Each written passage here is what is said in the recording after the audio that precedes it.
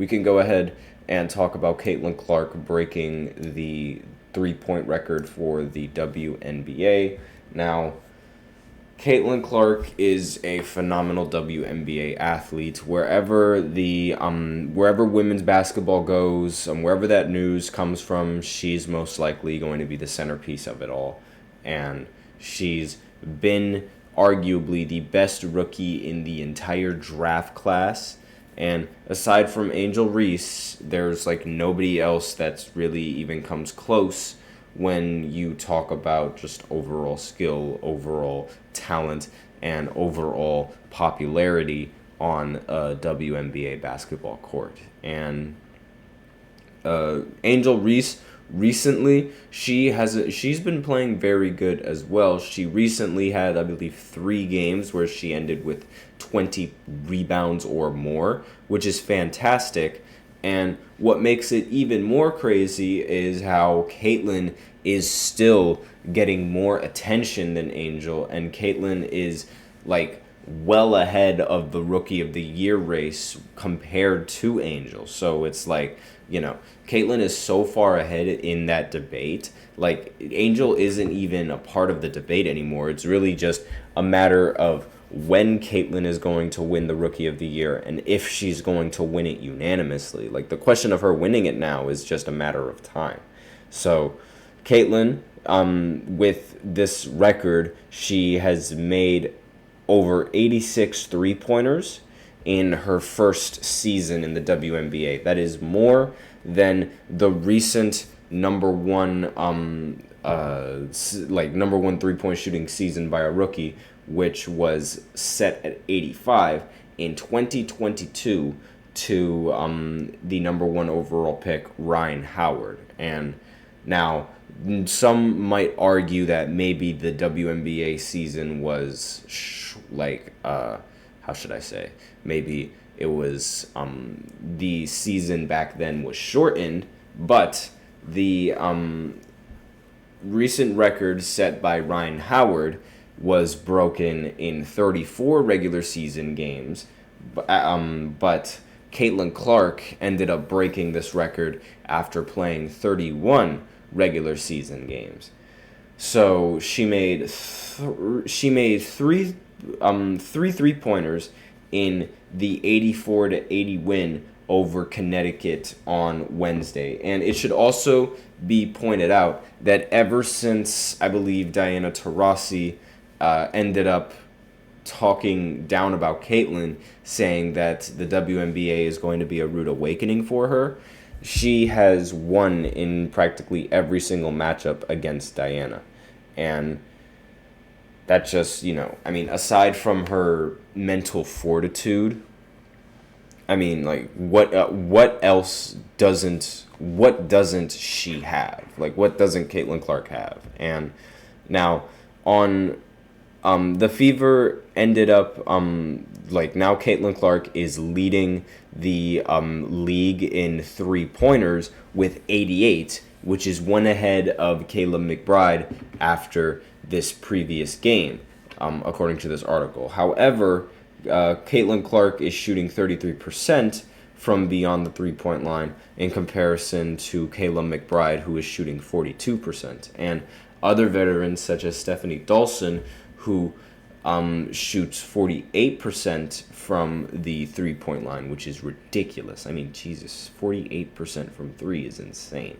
But Clark has also been able to make 37% of her three-pointers since the 36% of her three-pointers since the Olympic break, and the Fever have a 4-1 record in the span of her shooting the ball this well. The Fever are overall, they're 15-16, and they're one game behind Phoenix for the 6th place in the entire WNBA, in the standings. And they also have a tiebreaker in hand, just in case if they need one. Now, in addition to the three-pointers, Clark also leads the league in total assists, And unfortunately, turnovers, obviously, when you're passing the ball as much as she does, getting those assists, chances are you're turning the ball over just as much. And she already has the single season, like she is the single season holder for in turnovers. So it's like, she has the record for the most turnovers in a single season, and is on pace to break the assist mark for this 1 year alone. And the 3-point record will be more challenging to break than any of those other records. Now, Clark has to connect on about 4.6 of her 3-pointers in her final 9 games in order to tie Sabrina Ionescu's record of 128 3-pointers made last season. So, Caitlin is going to have to hit a lot of 3-pointers if she wants to break another record. And if she ends up breaking that record that Sabrina set, God forbid, the league would not be able to handle it. And then we'd be able to see Caitlin Clark in the postseason, which was something that wasn't really looking all that likely in the beginning of the season. If you remember, in the beginning of the season, the Fever, they were super, super, super bad. I think they were 1-6 at one point, and they've recently turned that around. They've been a far better team than what they were in the beginning of the year, where it seemed like Caitlin was the only player on the team. Sad but true. And now it seems like, she has a lot more help. In a lot of these games that I've watched, it seems like despite the adversity, now the rest of the players, they're responding to the moment a lot better, and it's not just Caitlin Clark out there doing the most of the work. And when you have that, I believe you have a team that's ready to compete and against the best teams in the WNBA, because it's they're the biggest obstacle in the postseason for, I think, every single team in the entire WNBA is going to be going up against the Liberty.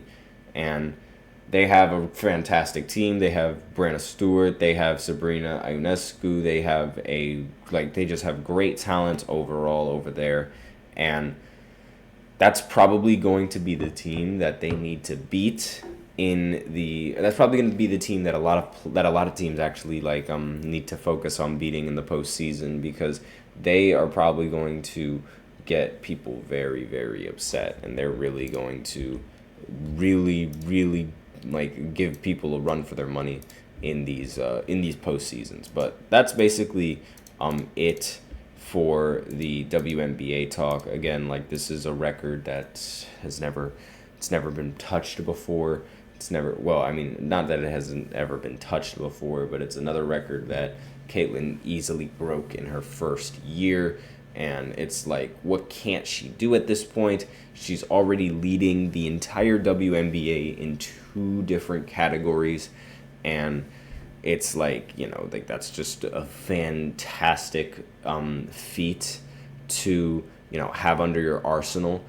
Even though you might not be entirely efficient, it doesn't matter. You are producing the most 3-pointers in the entire WNBA, as well as being able to produce the most assists in the WNBA. The assist part is probably the most impressive part of her entire sort of, I guess you could say, statistical accolades that she's accumulating throughout her career. Because let's face it, getting assists is hard enough, especially when you're put in a, I've said it before, my stance on the team is going to be the exact same.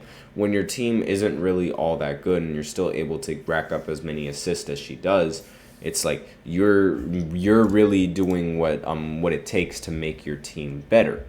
And really, how could you not like that in one of your best players? You know what I'm saying?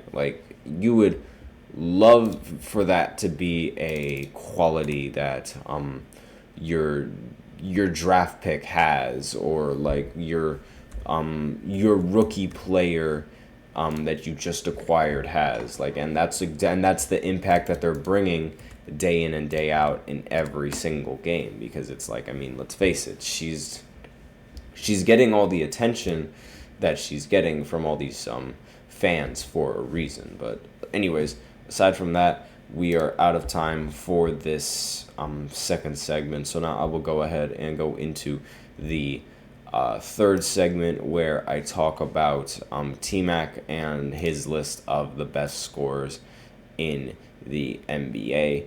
In the history of the NBA. So I'm just going to be talking about that right after this short break. So be sure to stay tuned. Looking for your daily fix of sports talk without having to pay for it?